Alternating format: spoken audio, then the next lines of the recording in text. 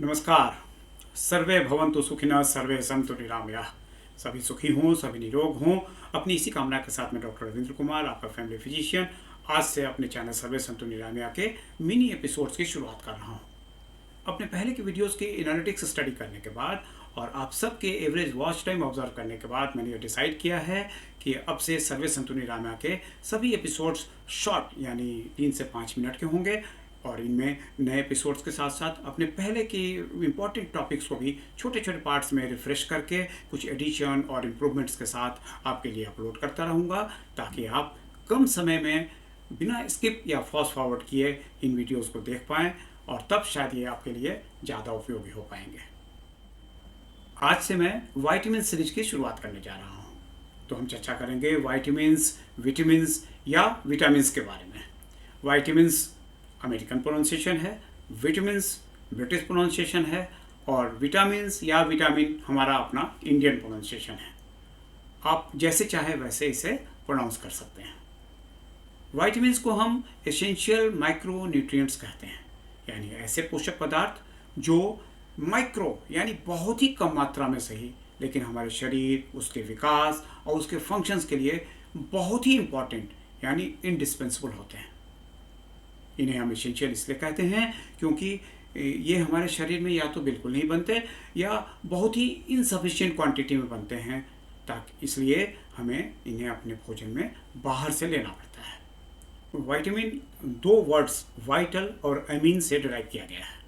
Vital यानी बहुत ही आवश्यक और अमीन यानी ऐसे केमिकल कंपाउंड्स जिनमें अमीन ग्रुप होता हो। हालांकि बाद में यह देखा गया बहुत से वाइटामिन जैसे कि वाइटामिन सी, इनमें अमीन ग्रुप नहीं होता है। इसीलिए वाइटामिन की स्पेलिंग से जो पहले VITAMINE हुआ करता था, उससे ई को हटाकर सिर्फ VITAMIN कर दिया गया। हमारे शरीर के विकास यानी ग्रोथ, डेवलपमेंट और फंक्शंस के लिए इंपॉर्टेंट कुल 13 वाइटामिन आइडेंटिफाइड हैं। ये वाइटामिन हैं vitamin A, B, C, D, E और K। इसमें से वाइटामिन B एक्चुअली 8 वाइटामिन का एक ग्रुप है, जिसे हम B कॉम्प्लेक्स भी कहते हैं। ये वाइटामिन हैं vitamin B1, B2, B3, B5, B6, B7 और B9 तथा B12।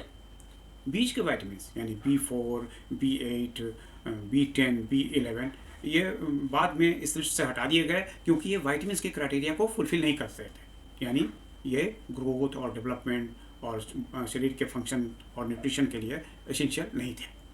इस प्रकार हम देखते हैं कि बी कॉम्प्लेक्स के 8 वाइटामिन और पहले के 5 वाइटामिन यानी A, C, D, E और K, इनको मिलाकर कुल 13 वाइटामिन हमारे बॉडी के लिए एसेंशियल होते हैं। इन वाइटामिन को हम ब्रॉडली 2 ग्रुप्स में डिवाइड कर सकते हैं।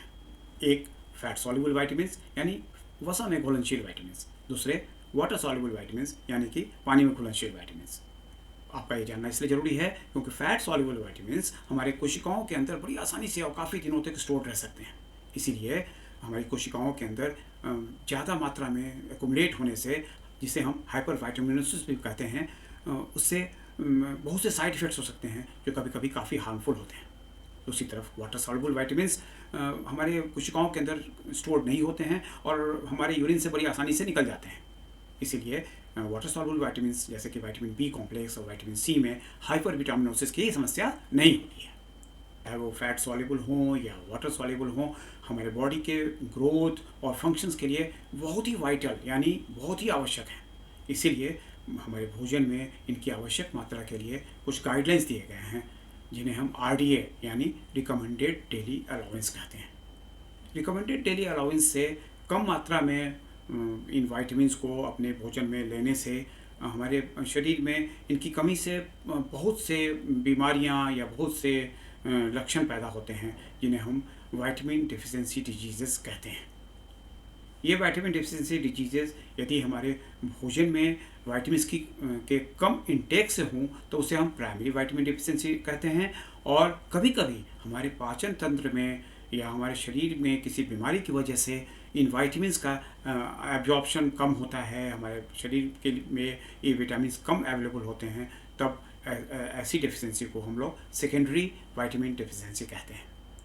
इन वाइटामिन पर एक एक करके हम आगे के एपिसोड्स में चर्चा करेंगे और इनके सोर्सेज, रिक्वायरमेंट्स, इनके डिफिशियंसी और कमी से होने वाले लक्षणों और बीमारियों के बारे में, और साथ ही साथ इनमें से कुछ वाइटामिन के एक्सेस मात्रा यानी कि हाइपर विटामिनोसिस के बारे में भी चर्चा करेंगे, ताकि आप अकॉर्डिंगली अपने खान पान का ध्यान रख सकें और सबसे ज़रूरी अपने को स्वस्थ रख सकें।